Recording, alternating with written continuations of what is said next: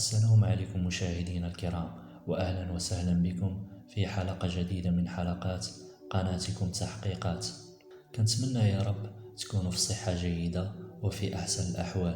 كنشكركم بزاف على التعليقات ديالكم اللي ما كتزيدنا إلا إصرار أننا نزيد نقدموا أحسن ما عندنا. كل الشكر والتقدير مرة أخرى. وبلا ما نطول عليكم ندخلوا مباشرة في سرد تفاصيل جريمة اليوم، اللي هي عبارة عن جريمة شنعاء وخطيرة تعرضت لها واحد السيدة في أواخر العشرينات من عمرها، وبالضبط سنة 2007 بنواحي مدينة خنيفرة. واحد السيدة اللي غادي نعطيوها اسم مستعار خديجة، كتسكن بواحد الدوار كيف قلنا بخنيفرة. هاد السيدة مزوجة وعندها واحد الأخت ديالها اللي حتى هي مزوجة وساكنة في واحد الدوار حداها اللي ما بعيدش عليها بزاف. وباش نوضح لكم مشاهدينا الكرام واحد المسألة، أن ما بين الدوار اللي كتسكن فيه خديجة والدوار اللي كتسكن فيه الأخت ديالها كاين واحد الغابة.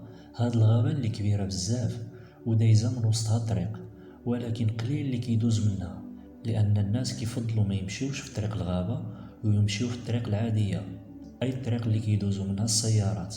وهاد الغابة كيستعملوها الناس اللي ساكنين في الدواوير المجاورة فقط من أجل الرعي، أي كيسرحوا الغنم فيها. خديجة واحد النهار من ورا الغدا غادي تمشي عند الأخت ديالها اللي قلنا كتسكن في الدوار المجاور للدوار ديالها، ولكن هاد المرة فضلت أنها تدوز من الطريق اللي في الغابة لأنها مختصرة، أي الطريق الثانوية. هاد الطريق بيست، وأنها بالزربة غادي توصل عند الأخت ديالها وتشوفها وترجع للدار قبل ما يرجع راجلها. المهم هاد السيدة شدات طريق الغابة، ولما وصلت لمنتصف الطريق خديجة غادي يبان ليها واحد الشخص اللي كيبان أنه راعي غنم، وهاز في يدو واحد العصا اللي كيستعملها في رعي الغنم، أي السرحة. هاد السيد فاش وصل لعندها اعتقدت أنه كيعرفها أولا باغي يسولها، وملي وصل لعندها قال ليها السلام عليكم، جاوبته عليكم السلام. سولها من أين دورتي، واش راكي بوحدك هنا؟ خديجة جاوبته بكل عفوية بأنها من الدوار الفلاني اللي بلا ما نذكر الاسم ديالو، وأنها غادا تشوف الأخت ديالها في الدوار الآخر. هنا هاد الشخص لما تأكد أن خديجة بوحدها زاد قرب ليها بطريقة غريبة وحط يدو على كتافها. خديجة غادا تحاول تبعد ليه يديه، ولكن هنا شنو غادي يوقع؟ هاد الشخص حاول يتقرب منها كتر وحاول يقبلها. هنا هاد السيدة زادت خافت كتر وحاولت أنها تتملص منه ولا تهرب بأي طريقة، ولكن بحكم أنه شخص في الثلاثينات وقوي البنية أي صحيح، شد فاطمة من العنق ديالها وزير عليها وقال لها أنه غادي يمارس عليها الجنس سواء بالعنف أي بالزز أو بالخاطر، وجرها لواحد البلاصة مخبية بين الأشجار وهو كيهدد فيها. خديجة مسكينة عيات ما تقاوم، ولكن هذا المجرم كان قوي وما عندها عليه جهد، ومع الأسف غادي تكرفص عليها 2 المرات، بحيث غادي يمارس عليها في المرة الأولى وغادي يحتجزها حتى يلبي نزواته في المرة الثانية. وهنا لحسن الحظ أن هذا الشخص طلقها ما قتلهاش، وربما قال مع راسو أن خديجة ما غاديش تعرفني أو ما تقدرش تبلغ عليا باش ما تشوهش السمعة ديالها. ولكن خديجة لما هاد الوحش طلقها حاولت أنها تخرج من الغابة لواحد الطريق اللي هي طريق وطنية، وفعلا تمكنات رغم الحالة المزرية اللي كانت فيها. قدرت أنها تخرج، ومن حظها أنها غادا تتلاقى بواحد الراجل اللي كان دايز من تما، وفاش شافها في ديك الحالة مكرفصة وكتبكي وحوايجها مقطعين. هنا هاد السيد قرب ليها وحاول يشوف مالها، وفاش سولها قالت ليه أنه شي حد تكرفص عليها في الغابة. وهاد السيد اتصل مباشرة بالدرك الملكي اللي غادي يجيو في الحين لعين المكان. وهنا نبغي نشير لواحد النقطة، أن الوقت اللي جاو فيه الدرك الملكي كان يلا شي 4 العشية، أي مازال النهار باقي ما طاح الليل. وفاش وصلوا الجدرمية وبحسب محضر المعاينة غادي يلقاو خديجة في واحد الحالة يرثى لها وكتبكي وحوايجها كلهم مقطعين كيف قلنا. وبعد ما سكتوها من البكاء واسترجعت الأنفاس ديالها غادي يسولوها على اشنو وقع ليها. خديجة غادي تعاود للدرك الملكي داكشي اللي وقع ليها، وأنها فاش خرجت من الغابة تلاقات هاد السيد اللي اتصل بالجدرمية وخبرهم بالواقعة. هنا واحد الدركي غادي يسولها واش كتعرفي هاد السيد اللي تعدى عليك، او على الاقل مازال عاقله على الملامح المواصفات ديالو. خديجة جاوبتهم وقالت لهم اسيدي انا ما كنعرفوش، ولكن وصفاتو ليهم، وقالت لهم انه سارح وكان عنده عصا في يدو اللي كيستعملها للسرحة، واللي هي نفس العصا اللي هددها بها، وانه في ديك الثلاثينات من عمره وطويل وسمر ولابس جلابة خضراء.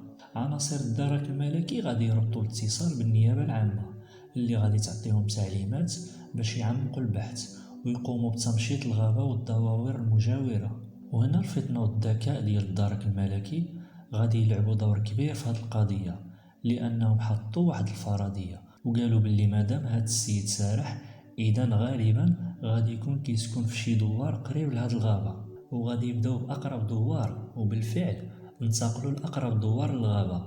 وفاش وصلوا ليه سولوا الناس ديال هذاك الدوار على شكون اللي كيسرح الغنم في الغابة. واحد السيد جا عند الجدرمية وقال لهم اسيدي ولد فلان هو اللي كان كيسرح الغنم في الغابة اليوم. عناصر الدرك الملكي سولوه شكون هاد السيد، وهنا غادي ينعت لهم الدار ديالو. هنا الدرك الملكي غادي يمشيو لهاد الدار، دقوا الباب، خرج عندهم واحد الشاب في الثلاثينات وطويل وسمر. سولوه الجدرمية واش عندهم شي غنم، جاوبهم نعم سيدي عندنا. هنا سولوه واحد الجدرمي واش كنتي اليوم في الغابة كتسرح الغنم ديالكم، قال ليه سيدي لقيتوني عاد دخلت باقي حتى ما بدلت حوايجي. الدرك الملكي قالوا ليه واش ممكن ندخلوا نشوفوا الكوري ديال الغنم، قال لهم تفضلوا ما كاينش المشكل. وفاش دخلوا عناصر الدرك الملكي كيقلوا في داك الكوري، واحد الدرك يتصار الانتباه ديالو وجود واحد الجلابه خضراء اللي كانت محطوطه ورا التسبن. هنا عناصر الدرك الملكي عرفوا انهم وصلوا للجاني، حجوا هذيك الجلابه واعتقلوه وخداوه معهم للمركز. وفاش وصلوا للمركز جابوا خديجه اللي بالرغم من الحاله المزريه ديالها طلبوا منها باش تلتحق بهم للمركز قصد التعرف على المتهم. خديجه فاش شافت الجاني تعرفت عليه بسهوله وقالت لهم وهي كتبكي هو هذا اللي تكرفس عليا. هنا الجدرمية غادي يواجهوه بأقوال الضحية. في البداية حاول ينكر أنه ما عمره شاف الضحية بصفة نهائية، وقال لهم سيدي أنا هاد السيدة ما سبقش ليا شفتها أو قصها. ولكن الجدرمية غادي يواجهوه بزاف ديال المعطيات اللي من بينها أنه حاول يخبي الجلابة اللي كان لابس، وأيضا الارتباك ديالو فاش دقوا عليه في دارهم. هنا المتهم ما لقى ما يقول واضطر انه يعترف بالجريمه ديالو، وقال لهم انا فاش كنت كنسرح الغنم في الغابه شفت هاد السيده بوحدها وعماني الشيطان، وقلت علاش ما طلبش منها تمارس معايا الجنس بالمقابل، ولكن فاش هضرت معها رفضت رفضا قاطعا، وهذا الشيء اللي خلاني نجبرها ونتكرفص عليها.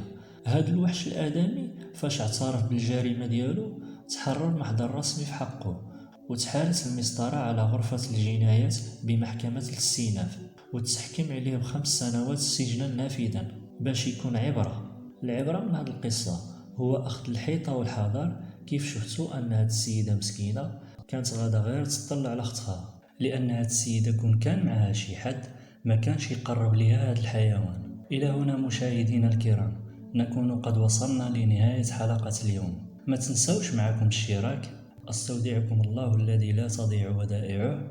دمتم في رعاية الله والسلام عليكم.